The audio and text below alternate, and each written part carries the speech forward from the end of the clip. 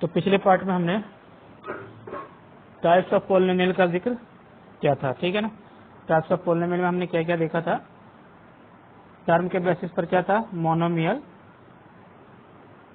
Monomial मतलब जिसके अंदर सिर्फ और सिर्फ एक टर्म हो। उसके बाद था बाइनोमियल, जिनके अंदर दो टर्म हो। फिर था ट्राइनोमियल, जिनके अंदर तीन टर्म हो। मैंने उसके बाद कहा कि क्योंकि इस तरह के डिवीजन हम बहुत ज्यादा नहीं कर सकते, इसलिए दो या दो से ज्यादा टर्म जिसके अंदर भी होगा उसे हम क्या कहेंगे, मल्टीनोमियल। मल्टीनोमियल ये किसके बेसिस पर था, टर्म के बेसिस पर था। ये किसके बेसिस पर था, on the basis of term था, ठीक है।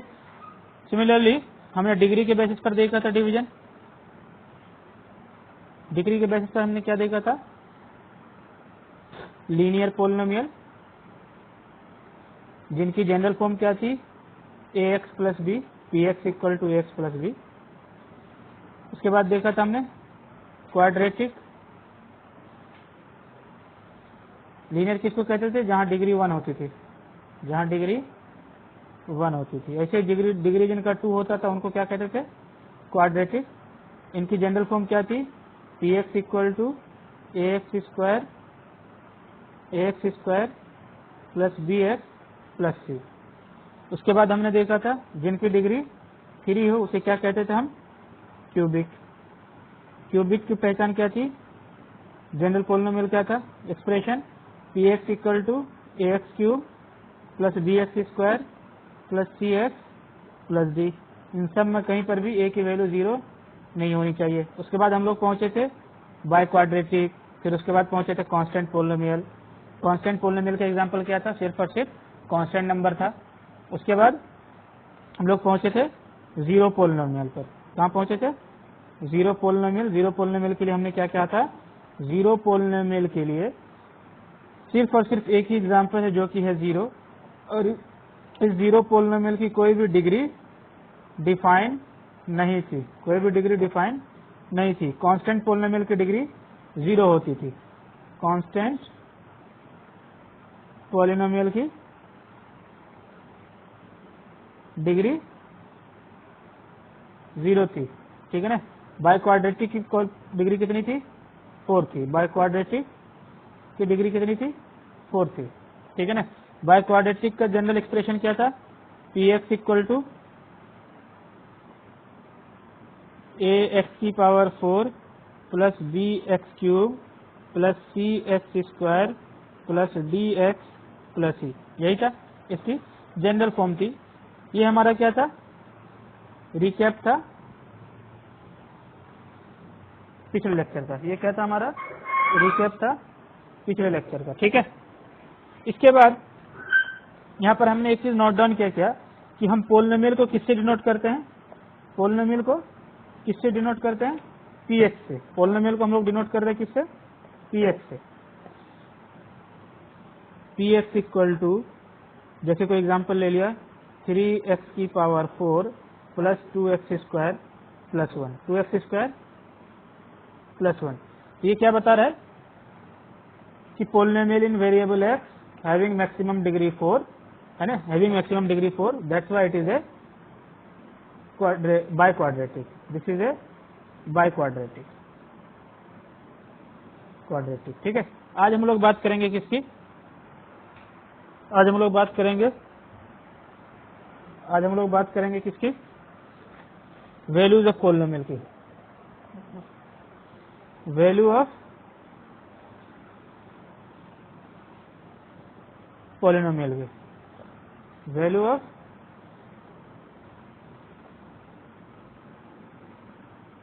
पॉलिनोमियल की, ठीक है। Value of polynomial, value of polynomial से क्या मतलब है, जैसे हमने डिनोट किया px इक्वल टू 3x की power 4 plus 2x square plus 1, ठीक है।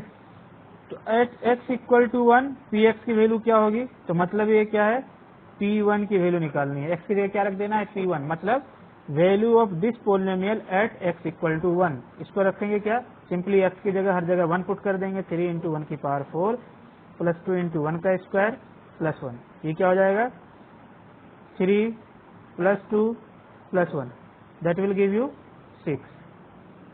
Similarly value of this polynomial at x equal to 2, इसका क्या मतलब हुआ, मतलब x की जगह 2 पुट कर देना, मतलब P2 की वैल्यू निकालनी है। P2 का मतलब x इक्वल टू 2 निकालना है।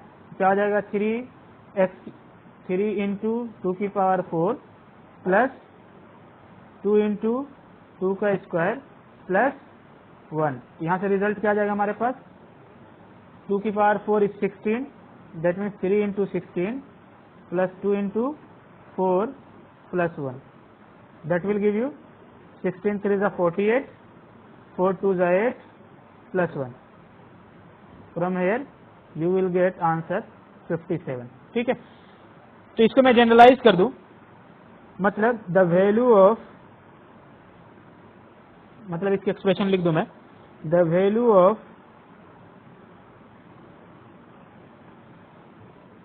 Polynomial at, the value of polynomial px मतलब px से किसी पॉलिनोमियल को डिनोट किया गया होगा, जनरल वर्ड लिख रहे हैं हम, px at x equal to a, at x equal to a is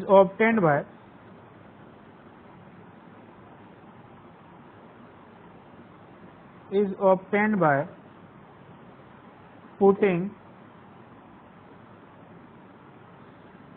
x equal to a in px and it is denoted by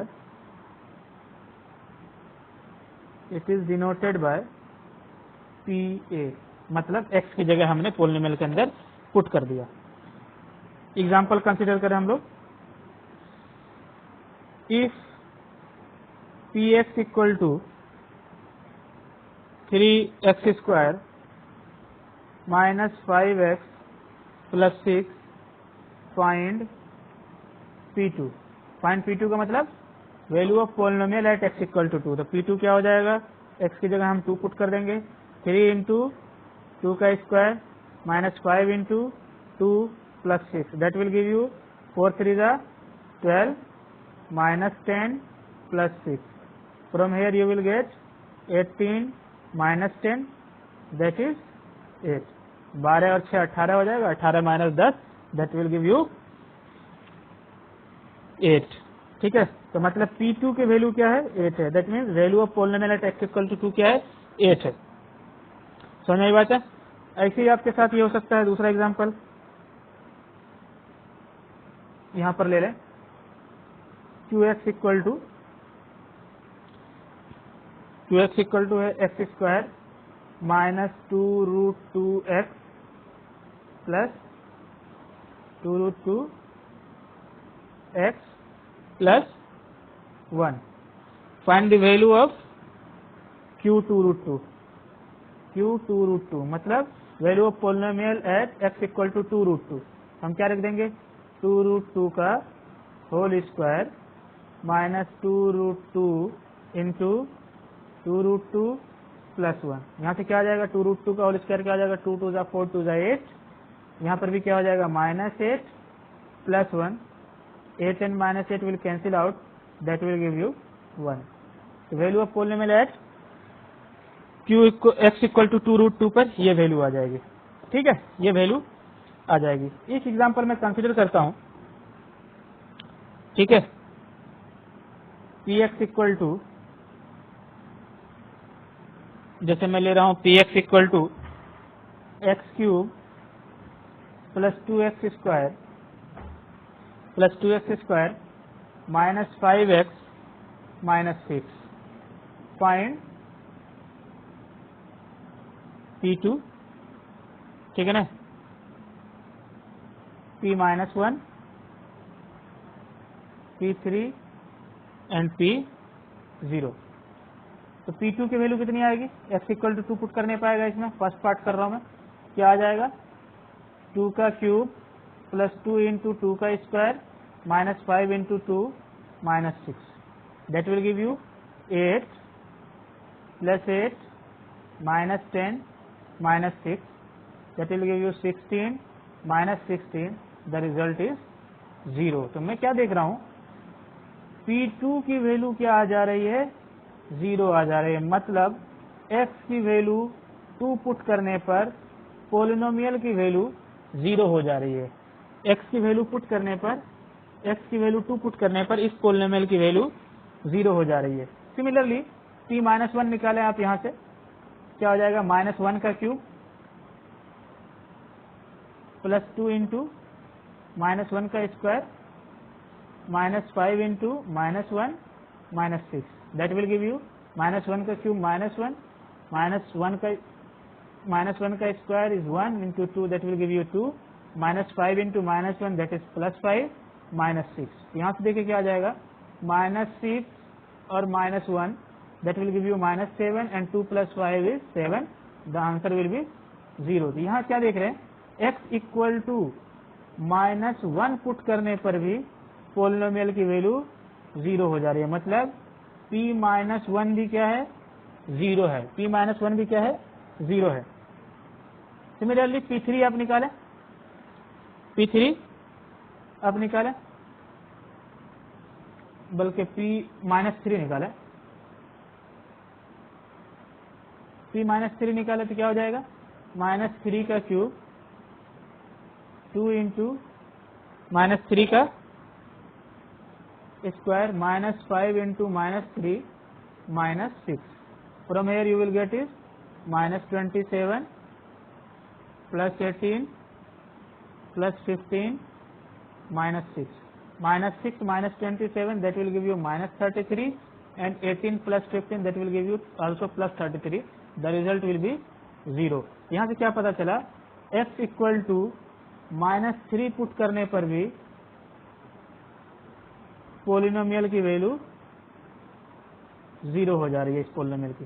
अब p0 की वैल्यू निकालें, p0 की वैल्यू निकालें, p0 की वैल्यू क्या आ जा रही है, 0 का क्यूब प्लस 2 इंटू 0 का square -5 into 0 -6।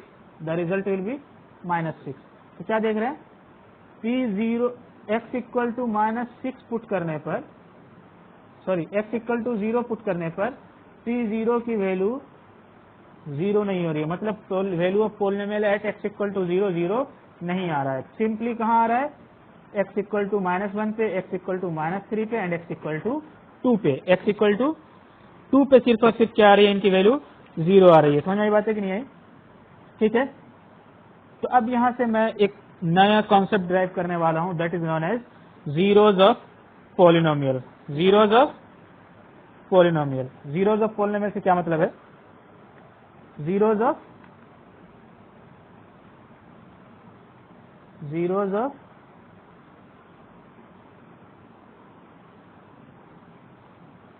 Polynomial. Zeros of polynomial किसको कह रहे हैं, पोलिनोमियल के अंदर, इस पोलिनोमियल के अंदर x के लिए वो वैल्यू जिससे पोलिनोमियल की वैल्यू 0 हो जाए, उन सारी वैल्यूज को हम जीरोज ऑफ पोलिनोमियल कहते हैं। याद रखना, इसको आप जीरो पोलिनोमियल से कंफ्यूज नहीं करना है, जीरो पोलिनोमियल से कंफ्यूज नहीं करना है। Zero polynomial is a type of polynomial, but the zeros of A polynomial is the value for the variable for which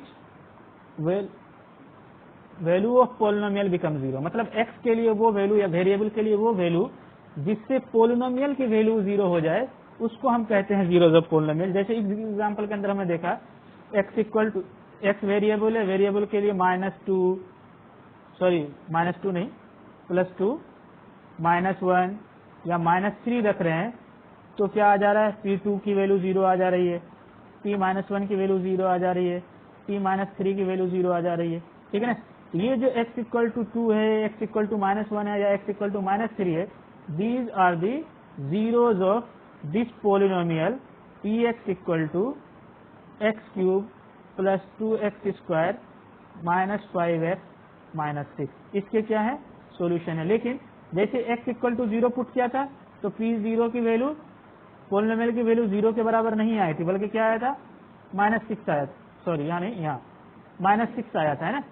तो इसको 0 x equal to 0 is not the zeros, है ना।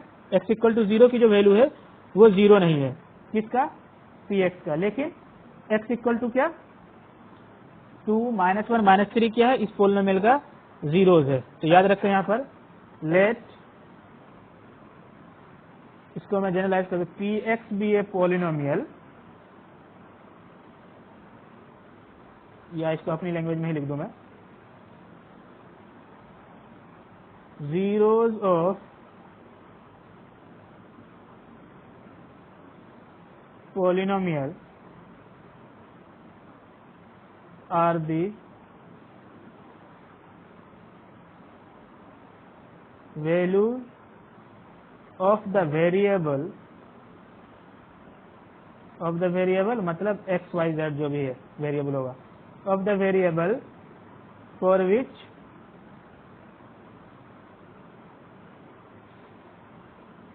value of polynomial become zero, समझ आई बात है कि नहीं आई? ठीक है, क्या हो जाए, जीरो हो जाए, तो उसको हम क्या कहेंगे, जीरोज ऑफ पोलिनोमियल या roots of polynomial, zeros of polynomial या roots of polynomial, zeros of polynomial या रूट्स ऑफ पोलिनोमियल, इसका दूसरा नाम रूट्स ऑफ पोलिनोमियल भी है।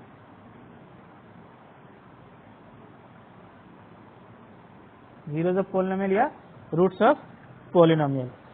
तो मैथमेटिकल वे में इस चीज को कैसे लिखेंगे, क्या कहा, वेरिएबल के लिए वो वैल्यू जिससे पोलिनोमियल की वैल्यू जीरो हो जाए। मतलब अगर हमारे पास पी एक्स कोई पोलिनोमियल है such that p alpha equal to zero है, पी अल्फा जीरो है मतलब x equal to alpha put करने पर ये जीरो आ जा रहा है, देन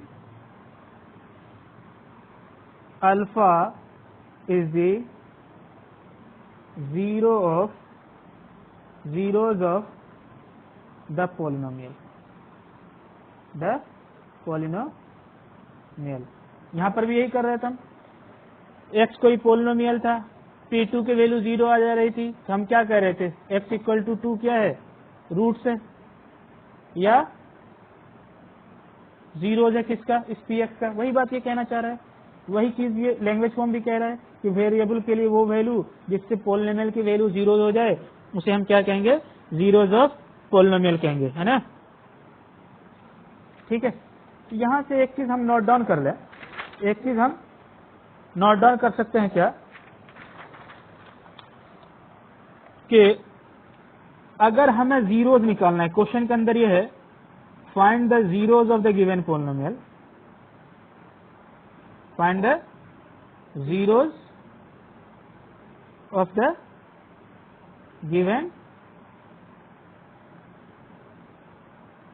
पोलिनोमियल, तो वहां पर यह डेफिनेटली है कि पोलिनोमियल की वैल्यू जो भी आने वाली है जीरो आने वाली है, जो भी आने वाली है क्या आने वाली है, जीरो आने वाली है। समझ आई बातें क्या नहीं आई, इसलिए एक रिमार्क लिख लें, रिमार्क लिख ले। और जैसे इक्वल टू जीरो होने का मतलब क्या है, ये बन गई क्या, इक्वेशन। तो रिमार्क लिखे क्या, finding zeros of a polynomial px, मतलब पोलिनोमियल का जीरोस फाइंड करने का मतलब है कि px equal to zero equation को सॉल्व करना। Finding zeros of polynomial px का मतलब क्या है, px equal to zero equation को सॉल्व करना। मतलब finding zeros of polynomial px means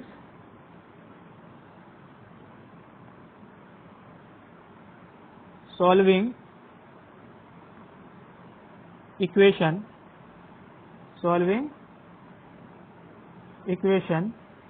px equal to 0, solving equation px equal to 0, px equal to 0 equation को सॉल्व करना है, इसका मतलब यही होगा।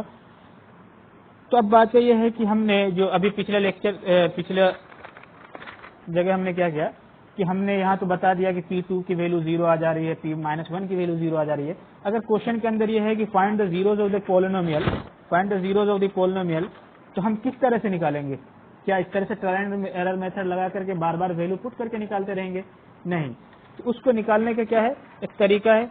यहाँ से एक चीज तो हमें पता चल गई क्या, कि हमें क्या करना है, Px इक्वल टू 0 इक्वेशन को सॉल्व करना है। मतलब जो भी इक्वेशन दी हुई होगी हमें क्या करना है, उसको 0 के बराबर पुट करके उस इक्वेशन को सॉल्व करना है। सॉल्व क्या करेंगे, उस इक्वेशन का मतलब Px इक्वल टू 0 इक्वेशन का हम फैक्टराइजेशन करेंगे। क्या करेंगे, फैक्टराइजेशन, ठीक है। और फैक्टराइजेशन करेंगे तो जब भी आप फैक्टराइजेशन करते हैं तो क्या आता है, 1 bracket into this something equal to 0 आ जाता है।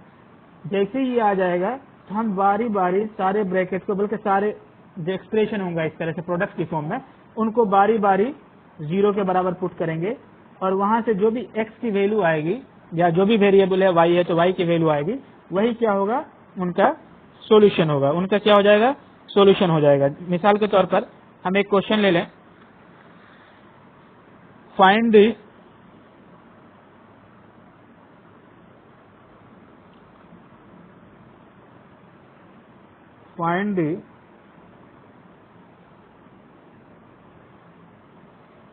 zeros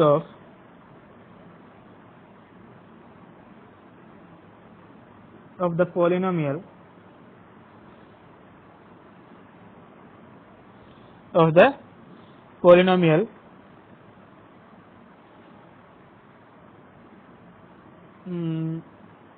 x square Px equal to x square plus 5x plus 6। मतलब Px equal to x square plus 5x plus 6 का हमें जीरोज निकालना है। और अभी हमने रिमार्क क्या किया, जीरोज निकालने का मतलब पोलिनोमियल की वैल्यू 0 आनी चाहिए। तो मतलब Px equal to 0 equation solve करनी है। That means Px equal to 0 equation solve करनी है। और Px किसके बराबर है, इसके हम क्या लिख देंगे, x square plus 5x plus 6 equal to 0। तो ये एक इक्वेशन बन गई। अब हम क्या करेंगे, ये क्वाड्रेटिक इक्वेशन है, क्या है, क्वाड्रेटिक इक्वेशन है। और क्वाड्रेटिक इक्वेशन को हम किस तरह से सॉल्व कर सकते हैं, मिडिल टर्म स्प्लिटिंग से फैक्टराइज कर सकते हैं, क्योंकि हमने क्या कहा था, उस Px इक्वल टू 0 इक्वेशन का फैक्टराइजेशन कर देंगे। तो मिडिल टर्म स्प्लिटिंग से हम इनको सॉल्व कर लेंगे। मिडिल टर्म स्प्लिटिंग में कैसे करेंगे, 6 इंटू एक्स का स्क्वायर क्या हो जाएगा, 6x स्क्वायर। तो अब मिड मतलब जो कांस्टेंट टर्म और x square with its coefficient, x square with its coefficient, मतलब first last term and the first term जो एक्स स्क्वायर का कोफिशिएंट है, उस एक्स स्क्वायर का टर्म है, उसको मल्टीप्लाई करेंगे तो ये रिजल्ट आएगा। तो अब जो हमारा मिडिल टर्म है उसको इस तरह ब्रेक करना है कि रिजल्ट जो है हमेशा हमारा क्या आ जाए, 5x आए समेशन के बाद, और प्रोडक्ट के बाद जो है हमारा 6x स्क्वायर आए। तो हम इसके लिए क्या कर सकते हैं, देखिए अब ब्रेक कर सकते हैं क्या, x square 3x plus 2x plus 6 equal to 0। x equal to, इन दोनों पार्ट में x कॉमन है तो x प्लस 3 हो जाएगा। इन दोनों पार्ट में 2 कॉमन है तो फिर से क्या आ जाएगा, x प्लस 3 इस ब्रैकेट में इक्वल टू 0। इन दोनों पार्ट में फिर से x प्लस 3 कॉमन है तो x प्लस 3 कॉमन लेंगे into x plus 2 equal to 0। उसके बाद क्या कहा था, जैसे आप फैक्टराइजेशन करेंगे तो इस तरह से ब्रैकेट की फॉर्म आएगी। तो यहाँ देखिए एक ब्रैकेट ये है, दूसरी ब्रैकेट ये है। क्या करना है, बारी बारी से सारे ब्रैकेट को, सारे टर्म को, ब्रैकेट वाले टर्म को 0 के बराबर पुट करना है, 0 के बराबर पुट करना है। तो यहाँ से x की वैल्यू क्या आ गई, -3, और यहाँ से x की वैल्यू क्या आ गई, -2। यही जो है x equal to -2 and -3 are the zeros of or roots of this Px square plus 5x plus 6। अगर हमें क्वेश्चन में ये कहा गया है कि जीरोस फाइंड करना है तो हम फैक्टराइजेशन मेथड से उनका सॉल्यूशन जीरोस निकालेंगे। ठीक है, फैक्टराइजेशन मेथड से उनका जीरोस निकाल लेंगे हम। ठीक है, अगर क्वेश्चन के अंदर ये है वेरीफाई, तब हमें सॉल्यूशन फाइंड नहीं करना है, जो ऑप्शन दिए हुए हैं उससे हमें चेक करना है। जैसे हमारे पास है कि Px equal to 5 minus 4x plus 2x square, ठीक है, और चेक करना है कि P0, P3 और P माइनस 2 में से कौन जो है इसका सॉल्यूशन है। तो हम क्या करेंगे, ये वेरीफाई करना है। हम क्या करेंगे, P0 की वैल्यू निकाल लेंगे, P0 की वैल्यू निकाल लेंगे। अभी हमने क्या देखा था कि अगर px कोई पोलिनोमियल है, px कोई पोलिनोमियल है तो p अल्फा की वैल्यू अगर 0 आ जाए तो अल्फा क्या हो जाएगा, उसका जीरोज हो जाएगा। अल्फा क्या हो जाएगा, उसका जीरोज हो जाएगा। तो ऐसे ही हम p 0 की वैल्यू निकाल ले रहे हैं, मतलब अल्फा की जगह 0 है, x की जगह 0 पुट कर देंगे तो क्या आ जाएगा 5 - 4 × 0 + 2 × 0। तो यहाँ से रिजल्ट क्या आ रहा है 5, मतलब p0 = 5 आ रहा है, जो कि 0 के बराबर नहीं है, जो कि 0 के बराबर नहीं है। इसलिए x = 0 is not the solution या रूट्स या zeros of the given polynomial. ठीक है। अब p3 की वैल्यू चेक कर लें, तो p3 की वैल्यू क्या आ रही है 5 - 4 × 3 + 2 × 3 का स्क्वायर। तो यहाँ से रिजल्ट क्या आ जाएगा 5 - 12 + 2 × 3 3 = 9। यहाँ से क्या आ जाएगा 5 - 12 + 18।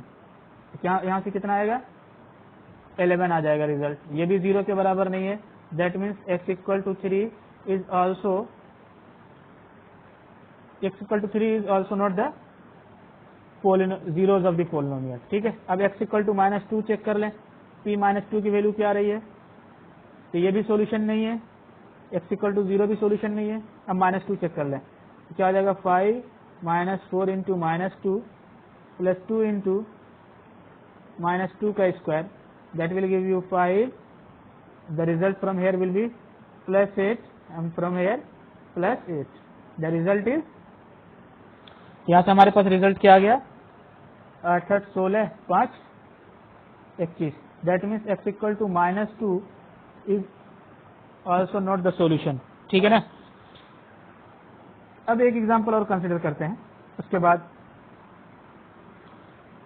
px = x - 4 है।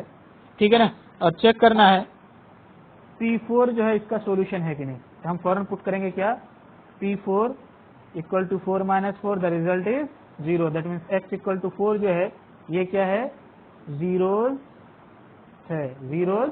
है इस गिवन पोलिनोमियल का, ठीक है। तो इस तरह से हमें वेरीफाई करना है। तो यहाँ से हम कुछ इंपॉर्टेंट ऑब्जर्वेशन है जिसे हम नोट डाउन करेंगे। Some important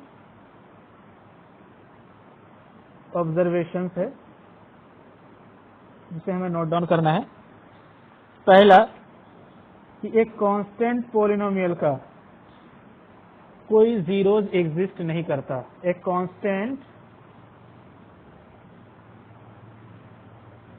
constant polynomial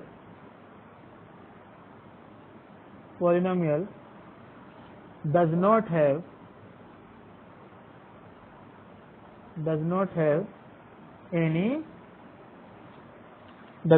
any zero.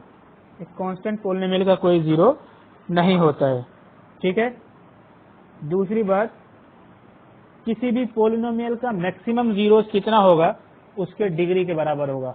Maximum zeros, उससे कम भी हो सकता है, ठीक है ना, लेकिन मैक्सिमम जीरोज कितना होगा उसके डिग्री के बराबर होगा। तो maximum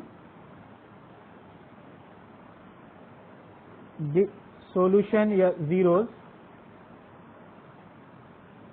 of A polynomial can be equal to its degree. जैसे अगर लीनियर है तो उनका सिर्फ और सिर्फ एक जीरोज एग्जिस्ट करेगा। क्वाड्रेटिक है तो दो जीरोज एग्जिस्ट करेगा, क्योंकि मैक्सिमम डिग्री क्या उनकी 2 है, दो जीरोज एग्जिस्ट करेगा। ऐसे ही अगर क्यूबिक है तो मैक्सिमम 3 जीरोज एग्जिस्ट करेगा। बाय क्वाड्रेटिक है तो 4 जीरो एग्जिस्ट करेगा। तीसरा पॉइंट, जो हमारा जीरो वैल्यू है किसी भी पोलिनोमियल का जीरोज हो भी सकता है नहीं भी हो सकता है। जैसे यहाँ पर देखें x इक्वल टू 0 पुट करने पर वैल्यू ऑफ पोलिनोमियल 0 नहीं हुई थी। तो ये जरूरी नहीं है x इक्वल टू 0 किसी भी पोलिनोमियल का सॉल्यूशन हो, है ना। 0 में और may not be the zero may not be the zero of a may not be the zero of a given polynomial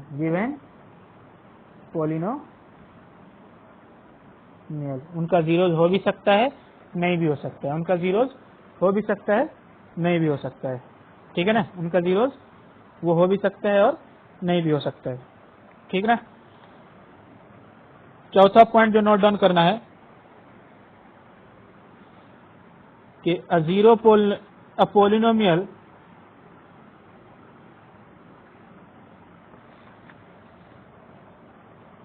चौथा पॉइंट जो नोट डाउन करना है मैं यहाँ लिख दे रहा हूं। फोर्थ पॉइंट, अ पोलिनोमियल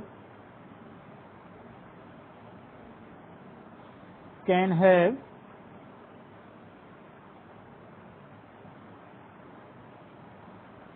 रिपीटेड जीरोज, मतलब किसी पोलिनोमियल के रिपीटेड जीरोज हो सकते हैं, किसी भी पोलिनोमियल के रिपीटेड जीरोज हो सकते हैं। जैसे मैं लूँ px equal to x square plus 2x plus 1, तो यहाँ पर जैसे इसका जीरोज निकालने कहा जाए तो आप क्या करेंगे, px इक्वल टू 0 पुट करेंगे, क्योंकि px इक्वल टू 0 इक्वेशन को सॉल्व करना होता है जीरोज निकालने के लिए, ठीक है ना।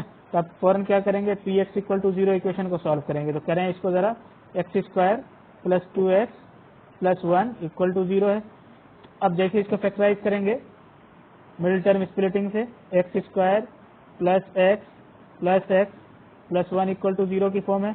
इन दोनों पार्ट से x कॉमन आ रहा है, x प्लस 1, इन दोनों पार्ट से सिंपली 1 कॉमन है तो x प्लस 1 कर लें, फिर से x प्लस 1 इन दोनों ब्रैकेट के अंदर कॉमन है equal to 0, x plus 1 into x plus 1 equal to 0। तो यहाँ से x की वैल्यू क्या आ जाएगी, इस ब्रैकेट को 0 रखने पर -1 और इस ब्रैकेट को भी 0 रखने पर -1। तो क्या हो सकता है, एक पोलिनोमियल का रिपीटेड जीरोज हो सकता है। देखो क्वाड्रेटिक पोलिनोमियल है तो इसकी मैक्सिमम जीरोज क्या होनी चाहिए, 2 होनी चाहिए, लेकिन जो चूंकि दोनों जीरोज रिपीटिंग है तो एक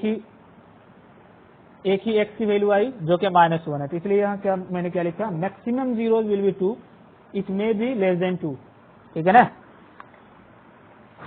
ठीक है, तो मैक्सिमम जीरोज क्या हो सकता है, उसके डिग्री के बराबर हो सकता है। कभी भी इस लिमिट को वो एक्सीड नहीं करेगा, इस लिमिट को एक्सीड नहीं करेगा। कभी भी क्यूबिक पोलिनोमियल का 4 जीरोज नहीं हो सकता, इसी तरह किसी भी क्वाड्रेटिक पोलिनोमियल का 2 जीरोज नहीं हो सकता।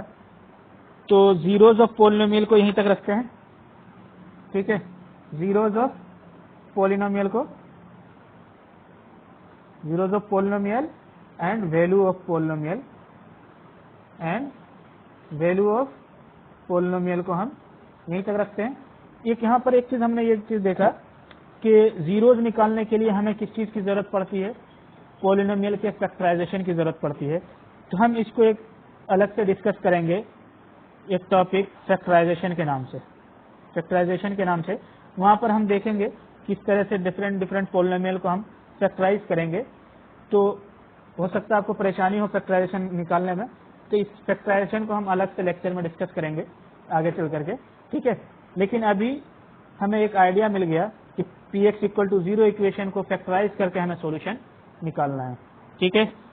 तो हम अगले लेक्चर में बात करेंगे division of algorithm in polynomial की। फैक्टराइजेशन की बातें हम बाद में करेंगे, क्योंकि फैक्टराइजेशन आप जो है 8वीं क्लास के अंदर पढ़ चुके हैं, ठीक है। इसलिए मैं इसके अंदर अभी डिटेल में नहीं जा सकता, क्योंकि अभी हमारा पर्पज जैसे पोलिनोमियल को पढ़ना है।